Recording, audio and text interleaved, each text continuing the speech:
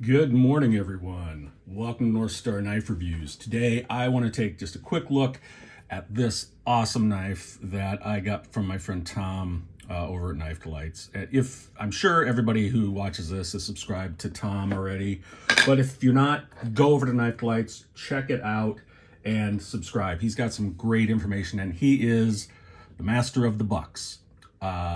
He's got a ton of buck knives. He knows so much about them. Go check them out. He sent me this as a present just a little bit ago, a few days, a week ago, something like that. And it is just a fantastic knife. Now, I love Stockman. My dad always carried a Stockman, so I've just got the soft spot for him. And this, my friends, is a really, really pretty looking Stockman. Very traditional looking, got this nice jigging on here. I think this is just a fantastic little knife. Now, the Stockman pattern, as I'm sure most of you know, you've got the standard clip blade. Where's the nail neck? There it is.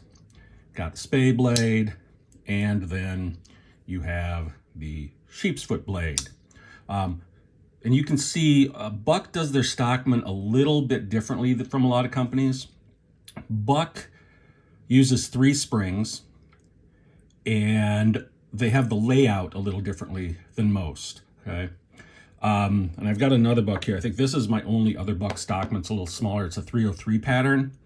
So I'm really glad to have this because I'll have wanted this one for a while. But you can see both of these have 3 springs.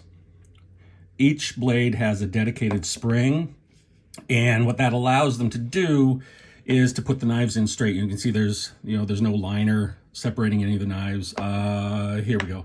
Here's a Camillus yellow jacket. You can see here, hopefully you can see there are only 2 springs, and the clip point has its own, but then the spay and the sheep's foot are on one spring. And so that means that you have to cant them a little bit. This one's bent a little bit this way, this one's bent a little bit this way so that they fit together. Also means you have to have a little thinner. These are, substantially thicker secondary blades. This one especially. In fact, this one I think, it's even a little bit thicker than on the 303.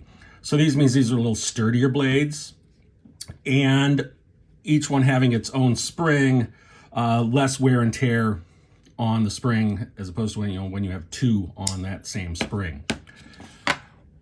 In addition, Buck has, and I think they do this on all their Stockman patterns, the sheep's foot is at the opposite end from the clip and the spay. So the sheep's foot comes out one end, the other 2 come out the other end. And you can see it's the same thing on this one.